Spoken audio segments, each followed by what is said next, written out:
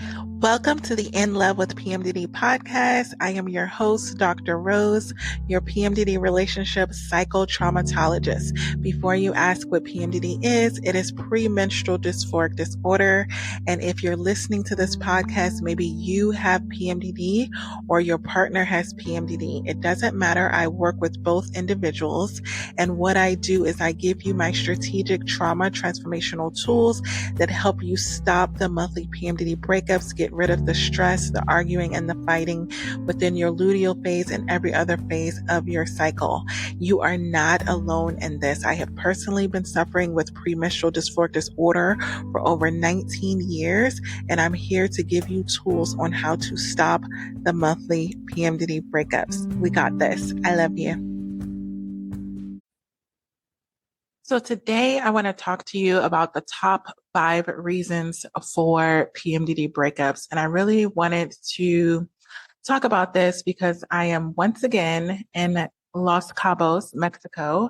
I like coming here a lot, and every single time I come here, it's very healing. It's very symbolic. And one of the reasons I was just on the balcony, if you're watching this on In Love with PMDD TV on YouTube, you'll be able to see the balcony behind me. But I was sitting on the balcony having my morning coffee. And one of the things that is undeniable about Cabo for me is that I experienced the most peace I've ever had from being here.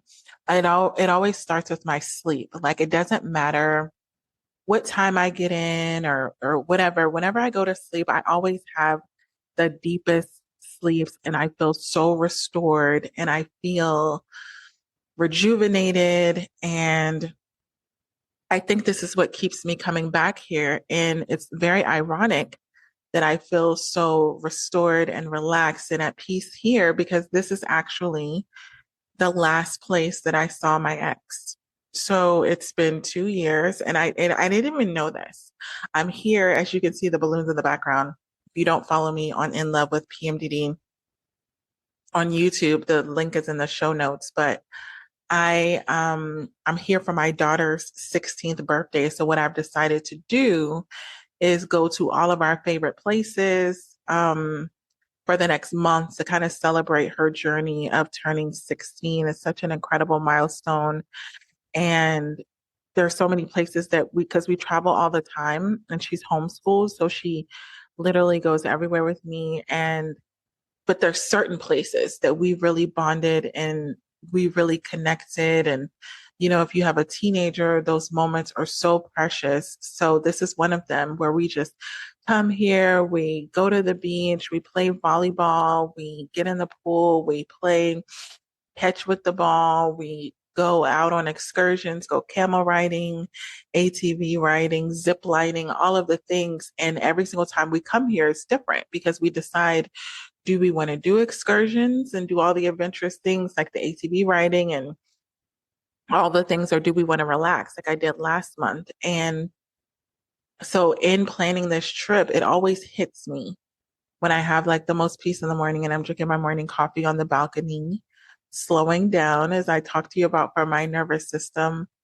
The last place I did see my ex was here 2 years ago, and was actually for my birthday.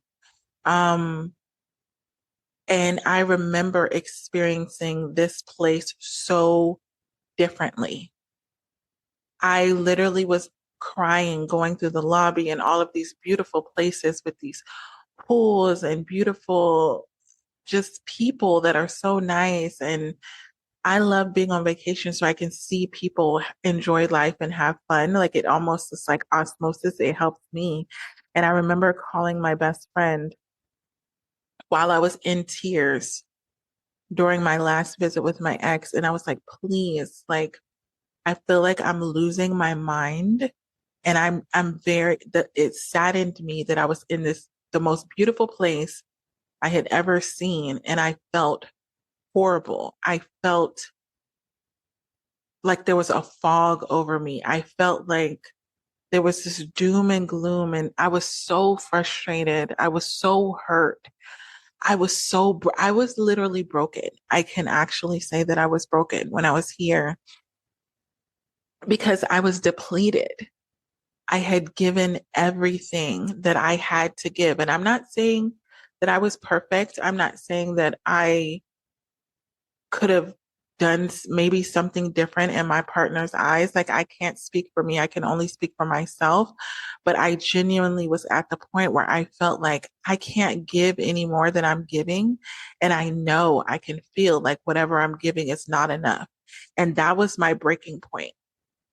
So I'm going to talk to you today about the top 5 reasons that individuals break up, whether it's the partner that has PMDD or the partner that doesn't. But I will tell you from my experience, I didn't break up because things got hard. If you're in a PMDD relationship, if you have premenstrual dysphoric disorder or your partner has premenstrual dysphoric disorder, it's a given. Things are going to get hard. I would never quit a relationship because it got hard for me, because in any relationship that you're in, it's going to have those hard moments. But for me, when I literally gave up, when I quit, when I lost hope, and that's the key phrase, is I lost hope. And for me, losing hope takes a lot. It takes a lot for me to lose hope because I'm technically one of those people that can see the glass half full. And, I see this horrible situation, but I'm like, no, but that's okay because of this. And that's okay because of that. Like, I always search for the positive in situations, even when it's not very apparent. So when I gave up, and it was actually when I was here 2 years ago, we were here for my birthday, and I'll walk you through it. So I knew I came here with my daughter, and then my partner was going to come and see us. And he had gone through some injuries with, just personal things. Everybody has personal things. Like, I always say, like, when you have PMDD, you always need to be mindful of all the things that your partner has going on as well that can contribute to the issues that you have in the relationship. So he had issues that were going on medically, that put him in a bad place physically and mentally. And it was just a hard spot. And I was doing my best to be supportive. When, he had surgery, I brought him down with me, because we were long distance, to stay with me. And I think the thing that was kind of chipping at our relationship at that point was everything that I was doing was like it wasn't good enough. Everything that I was doing was like it was criticized. It was torn apart. Like, I should be doing more. And I was literally giving everything that I had to give. So this trip for me, I had so much hope. This was kind of like, I don't even think that I knew, but now that looking back, I think that it was my last ditch effort. I was like, listen, I've done everything. And it's just talking to myself, really processing everything. I've done everything that I know to do to restore this PMDD relationship. Like, I knew that it was breaking, and I even messaged him like, we are breaking. This is not a normal, I'm not happy right now. This is like, the relationship is breaking. So I was doing so much damage control of like, we need to do this and we need to do that, and we need to be talking more. We need to be communicating more, because when you're long distance and you're dealing with these issues and you don't have those ways of connecting, it's almost like every issue that you have is magnified. And I felt him pulling away, and I felt me pulling away, in a sense of like, we found more peace outside of the connection with each other. And I'm very self-aware. I'm very mindful of that. I'm like, okay, so you go to work and you feel great and you feel restored, and you go hang out with friends and you feel great and you feel restored. But when we're spending time together, it's like a hassle. It's almost like a gamble. Like, I hope we have a good time. That's how it began to be. It was just, I hope we have a good time. Like, I was literally like praying, please let us have a good visit. Please let us have a good time, because it was like, I kept thinking like, we need this. We need to have one of those moments that we had in the beginning that allowed us to really connect with each other. We need to have another one of those moments in order to fuel us to stay together. And I felt this sense of urgency. Like, if we don't have one of those good trips, one of those good moments, one of those good interactions, like, we're going to be broken beyond repair. So I was doing everything within my power to manifest that. Like, what can I do to make him feel good? I was basically in top tier people pleasing mode. I put my personal feelings aside, my desires aside, and I was like, what can I do to make him feel good? So when I got to the resort, and same thing the way that they did with my daughter, like they always ask you, because I'm an owner of this resort. I'm one of the owners. And they were like, are you celebrating any occasion? So if you're celebrating an occasion, they'll go all out for you. So I was like, oh yes, it was my birthday. Which is not till November, but it was my birthday weekend. And I was like, yeah, we're celebrating my birthday. So when I got there, they put like happy birthday and they put it in little small rocks, little small colorful rocks, and they just put happy birthday on it. And it was so sweet and nice. And I literally took all of those rocks and I really put, and I redid it. I took happy birthday off of the bed and I put Rose loves and then my ex's name and on the bed so that when he walked in, he would kind of see it. And so that was just a symbolic way of, without me really knowing, that I was like, forget the fact that it's my birthday. Like, I want my partner to feel good. I want him to feel loved. I want him to feel connected. We need this. So when he came in, I was so eager to like show him like, this, you look at the bed and look at these things and we're going to have this amazing time. And we were just not connected. And it saddened me. And so one of the things that I said, okay, he's not, you can tell because you know your partner. You can tell if they're feeling connected to you. You know those moments that you had where it's like, okay, like I like you, I love you, I can see why we're together. And that didn't invoke the moment. So what was the next thing that we did? I was like, maybe it's just because we physically haven't been together. And so we were intimate. And it was me like almost saying like, hey, we like I was coming on to him. I was like, hey, we need to connect. And so when we were intimate, it was the most unconnected,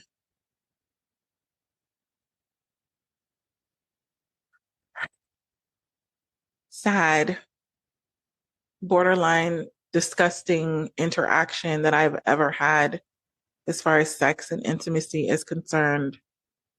And I was like shocked because we didn't even look each other in the eyes. Like, I'm just trying to connect. And we were there, but not there. I was there.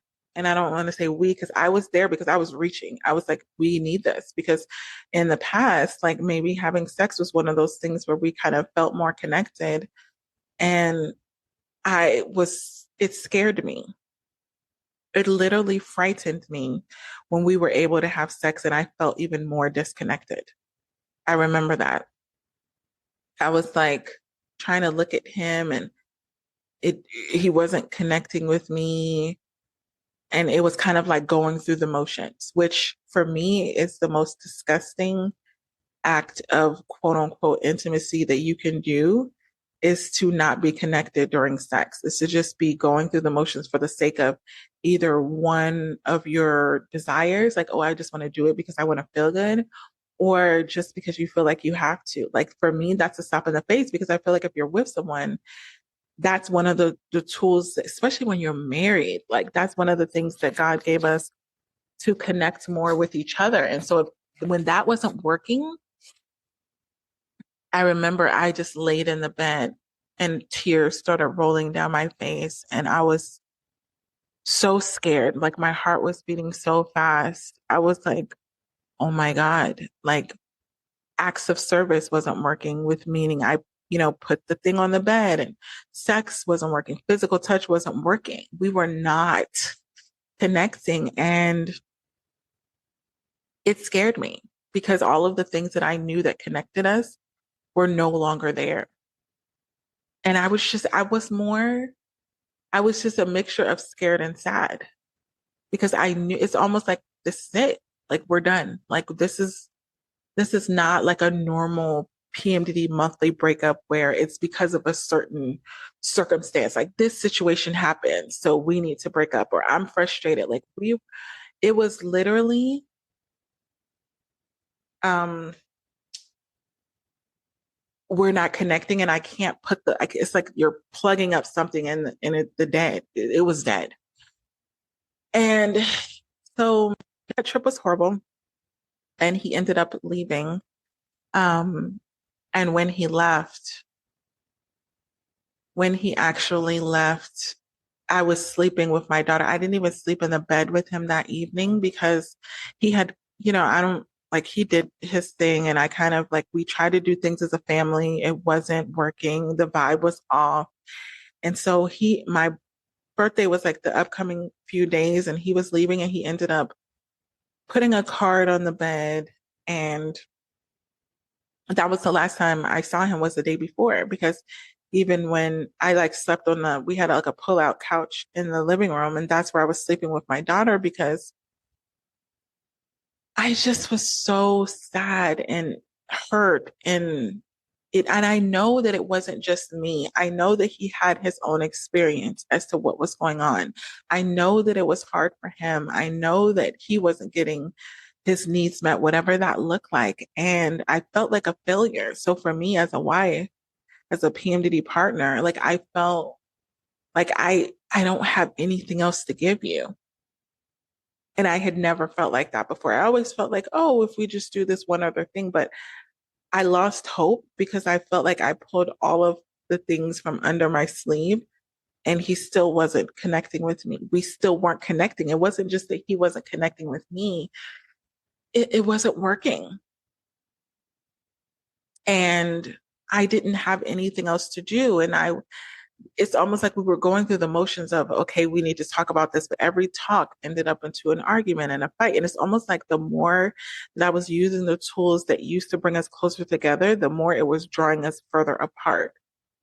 And I think I really recognized it one day when he said something about, because I used to always complain about his snoring. If you listen to past episodes, you'll hear it, because, we have misophonia. If you suffer with premenstrual dysphoric disorder, we have misophonia, which is a sensitivity to noise. And I kept saying, like, we need to do something about this, not because of just the snoring, but because it got to a point where we couldn't sleep in the bed together. Like, we couldn't sleep in the same room because the snoring was so bad and it was so magnified for me that I was like, want to be able to sleep in the same room with you. I want to be able to sleep in the same bed with you. But because of this, like, we can't. So like, this is like, needs to be a top priority. And he made a comment and said, like, I may get that fixed, but it may or may not be while I'm with you. And I was literally like, when would when would you ever not be with me? Like, I recognized that the comments that were being made as if we were one day not going to be together. And when I recognized that he had allowed himself to go there, rightfully so, he wasn't happy. I wasn't being or doing or all the things enough for him. And I get that. Because I really understand that. I felt like I had a clear picture over the years of the kind of individual that he needed to be with, not just wanted to be with, needed to be with. And I think as time went on, I saw that I was not that person. And I was like mad at myself that I couldn't be that person that he wanted me and or needed me to be. Like, what I was doing was not enough. And I felt like I could clearly see, because, being a psychologist, being a counselor, like, you can read people pretty well. I do it with my clients, but even having a partner, like, you can kind of envision, like, oh, if they had this kind of person, like, they would probably be happier. They would probably be more fulfilled, or they would, like, I had a clear vision. Like, if I separated the fact that I was his wife and I really just thought about, okay, who is this person and what is it that they need?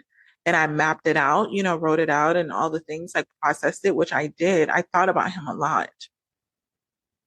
I thought about him a lot when I made the decision, because I was the one that made the decision to end the marriage, to end the partnership. And I thought about him a lot. And I said, because of his sense of loyalty, he might possibly stay in this, even being unhappy, just for the sake of being in it and not being a quitter. That was one of the most admirable qualities that he had that I loved about him, that he was very loyal and that he wasn't a quitter. And I knew that the end of this marriage would seem like a failure. And that's not something that he would ever probably take on. So the turn of that would be, oh, I'll just stay with this person so that I'll never feel like a failure. I'll never feel like a quitter, but I'll be unhappy. And for me, I value someone being authentic and being free to be and be whoever they truly are and do whatever. And I don't want to say do what makes you happy because there's like a lot of reckless things that we can do to make ourselves happy. So I'll never be one of those people like, just do what makes you happy, but just do what feels the most aligned with who you are in this phase of your life. That is my key thing. I always want you to do what you need to do for the phase of life that you're in, no matter what that looks like, because anything outside of that is living out of alignment with your person. And you're going to resent them and you're going to be bitter and it's not going to be healthy for them and it's not going to be healthy for you. So before I go over the top 5 reasons for the PMDD breakups, I want to give you mine. And mine was that I genuinely knew my partner was not fulfilled with me. He wasn't happy with me. There wasn't anything left that I could give to invoke that, to be there for them. Like if I feel like I'm waving the white flag and I was pretty much acting out of character and I was using like, oh, it's because I'm married and I'm a wife and I need to do this and I need to be this version of myself. But I didn't like who I was becoming by trying to be the person that he needed. Now, if I would have acted out of character and I would have done all the things that I felt like he needed me to do and it worked and he was actually fulfilled and he was actually satisfied and he actually felt loved, I would have probably continued to do it because I would have been like, oh, that's what I'm supposed to do. But the fact that I was doing all the things and he still didn't feel loved, that didn't sit well with me. Because I was like, well, what's the point? I'm suffering by not being in alignment with what it is that I want to do, how I want to be, what I want to experience. I'm putting that aside and you're still not satisfied. You still don't feel loved. You still don't feel connected. You still feel like you need more. And I'm just not enough. Like I didn't even need for him to really say it. I just knew it because I knew what it felt like, what it looked like when he was happy, when he was fulfilled, when we were very much in love. And even when I ended it, I genuinely loved him a lot. Like, I think that's one of the things that was the hardest for me because I wasn't saying, I don't want to be with you because I don't love you. I loved him a lot, love him a lot. But I also knew that he needed and wanted something different. And it wasn't something that I could pull out of me. And what all I was seeing was like the manifestation of his unhappiness, of his unfulfillment, of his needs not being met. And I couldn't in good conscience know that, hey, I know he's still going to be with me, but his needs are not going to be met. He's not going to be happy. He's going to be going through the motions. I couldn't do that. I don't tell that my clients to do that. I definitely don't tell my clients to break up, but I tell them to take a good look. Please, please, please be authentic with how you're really feeling and allow that to guide your decisions, not for the sake of what you should do based off of some aspects of, oh, we should do this and we should do that. How are you really? Because for you to live unfulfilled, for you to live without your needs being met, it's like condemnation to suffering. It's like saying, in order to be in this relationship, I need to commit to suffering. I need to say, I'm committed to suffering with this person.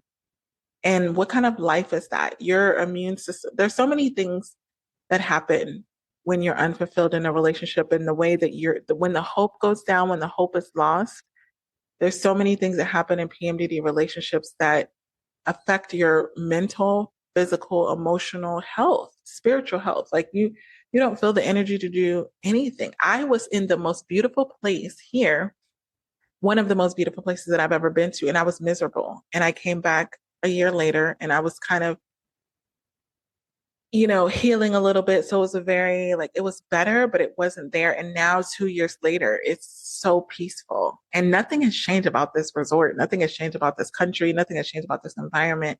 It's literally the state that I'm in. And I've healing over the last couple of years. And I really needed that time. I needed that time to be able to be in a different place, to see things differently. And I do, and it's so beautiful. And I'm so grateful that I'm able to be healed in this place. But it took time. Like even with dating, it didn't mean that I was ready to be in another marriage, be in another long-term relationship or anything like that. Remember, we talked about in previous episodes that I felt like the only thing that I was ready for was a companion. And I still feel like I'm there. I'm good with a companion, but as far as a serious committed relationship, I have to I'm working on that. I'm working on being the version of myself who desires that and also who values that in a sense of like next steps.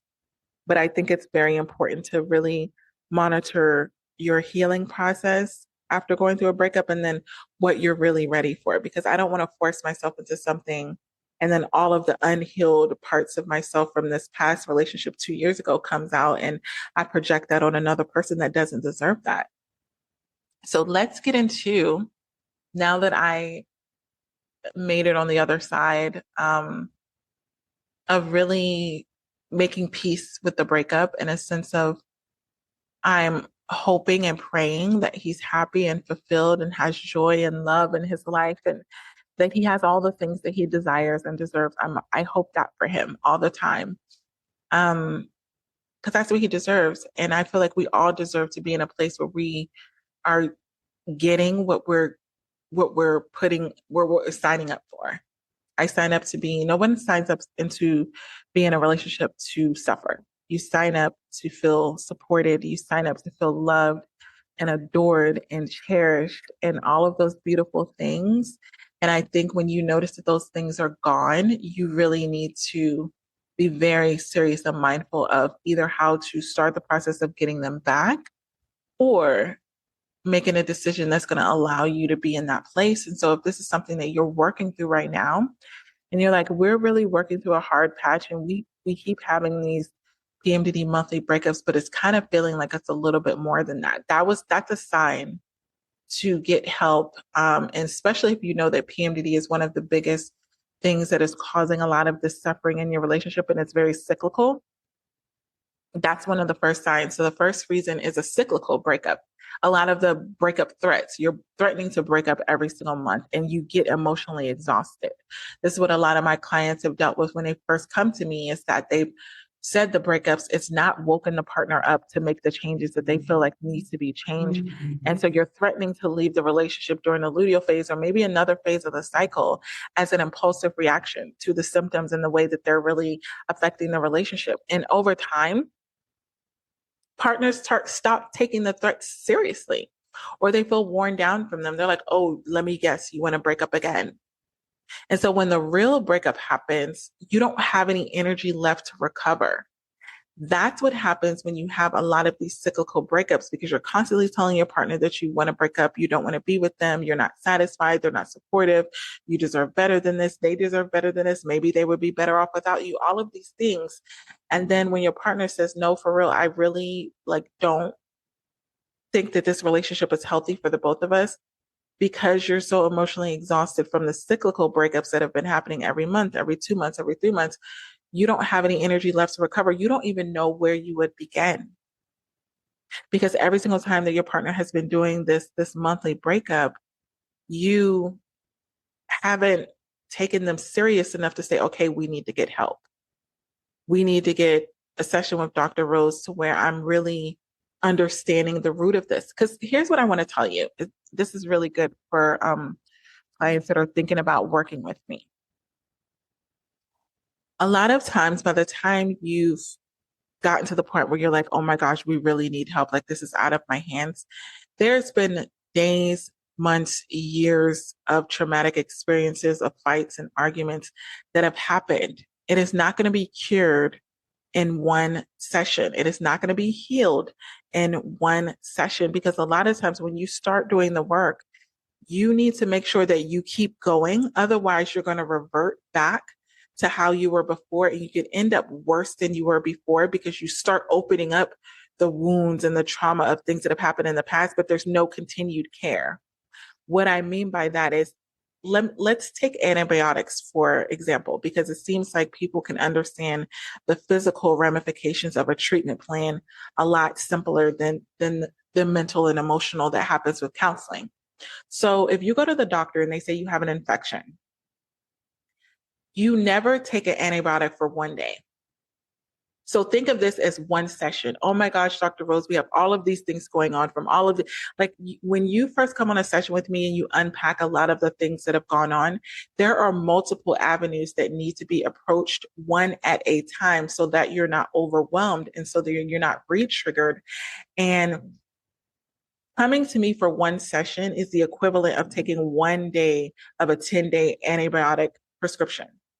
There's a reason why they tell you when you take antibiotics, you need to make sure that you fulfill the full 10 days of this prescription in order for you to be healed of whatever infection that you have going on. They never give you one dose, because one dose is never enough. You take one dose and then your body has to respond to that. And then you're able to take another dose and let your body respond to that.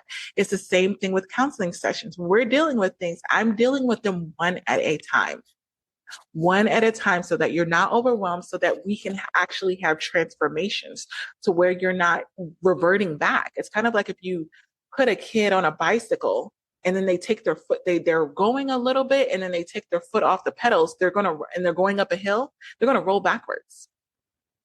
This is another example of what can happen when you do one counseling session.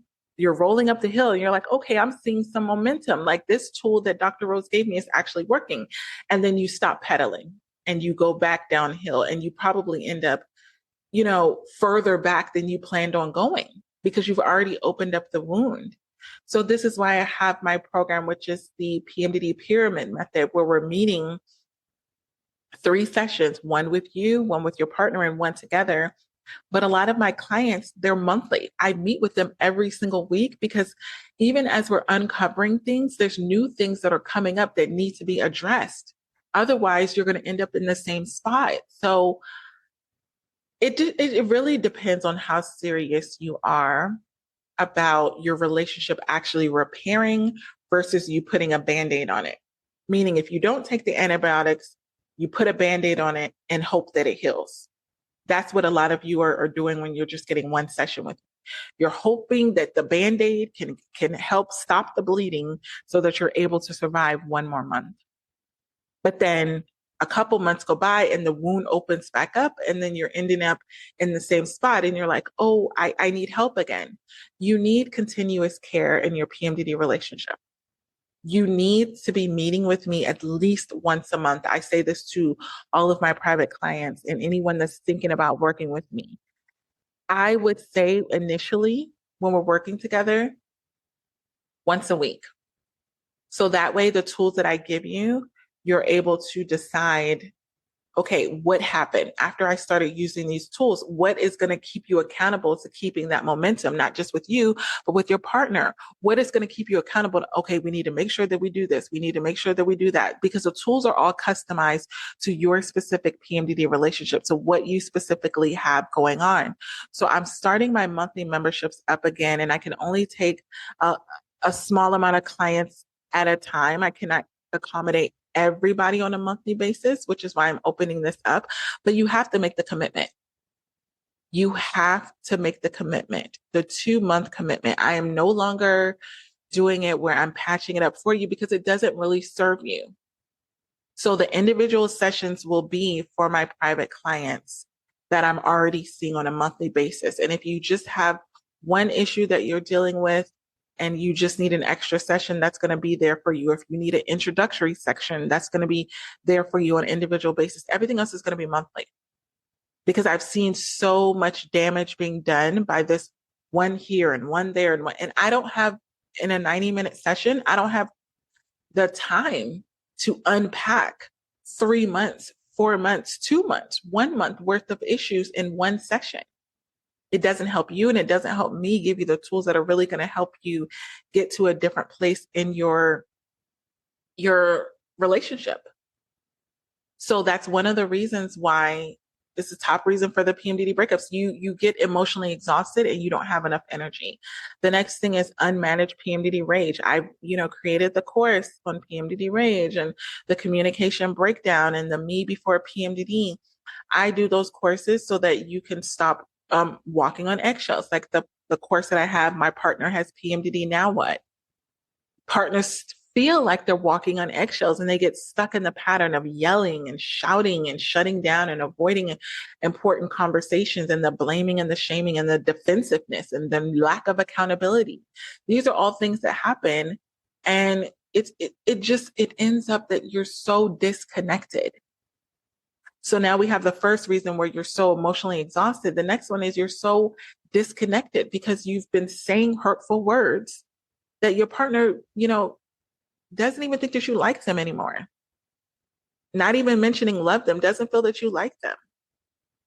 So the next reason for the PMDD actual breakups, that way you don't end up getting back together, not a PMDD monthly breakup, but you feel unsupported and misunderstood. You're getting to the point where you're feeling like my partner just doesn't get me. Like I've been saying the same things again and again and again, and they're just not understanding where I'm coming from. And when you feel like your partner doesn't understand where you're coming from, there's a lack of trust and a lack of intimacy. You're feeling like I can't trust you with my real and raw emotions. And I can't trust being close to you, because who wants to be close to somebody that doesn't understand them? Who wants to open themselves up emotionally and physically with someone that just doesn't get them? Maybe they're not trying to get them. And a lot of times, if you feel like your partner is not getting you or they're not trying to get you, a lot of times they have unmet needs that aren't being met. So it makes it harder for them to show up to you on an intimate basis. Like, how can I feel like I want to pour into you if I feel like you don't even understand me?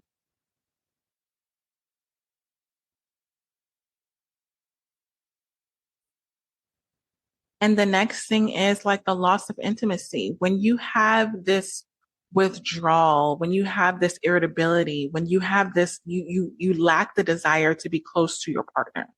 You don't even want to be close to them. You're spending a lot of times desiring to be further away from them to them being close together. They feel like they're more like roommates than partners. I got like that with my ex, and it's not a good feeling to have, because you feel like you're in this place of, what's the point of being in an intimate relationship if you're not intimate?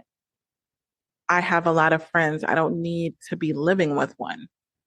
And so you're trying to get to this place where you want to meet your partner's needs and you want your needs met. Your needs haven't gone anywhere. Your partner's needs haven't gone anywhere. But when you're living like roommates, it doesn't feel like you're being partners. And then the next thing is, the number 5 is the resentment. You're basically getting into this parenting mode where you feel like more like a parent. And I talked about this on a previous episode, than a partner. And so you're always reminding them to do things, and you're managing them, and you're babysitting them during the luteal phase. It's resentment on both sides. You feel like you have another child. Or if you don't have any children, you feel like you have a child, and so the PMDD sufferer, or you as a partner, feel like you're controlled. You're controlled, you're unappreciated, you're overwhelmed. And so you say, you know what, I would just be better off being by myself. Maybe I should be with someone else. Maybe we're not compatible. And these are the 5 reasons, for the top 5 reasons from all of my years and years and years of counseling PMDD couples and PMDD partners, sufferers, of why you feel like you need to break up. And if this is something that you know that you need help with, go to inlovewithpmdd.com, get those monthly sessions. I'm going to put the link here in the show notes. And until next time, we got this. I love you.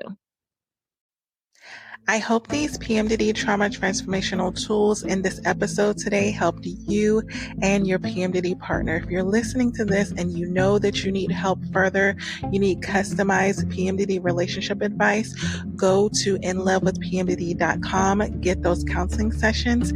And until next episode, we got this. I love you.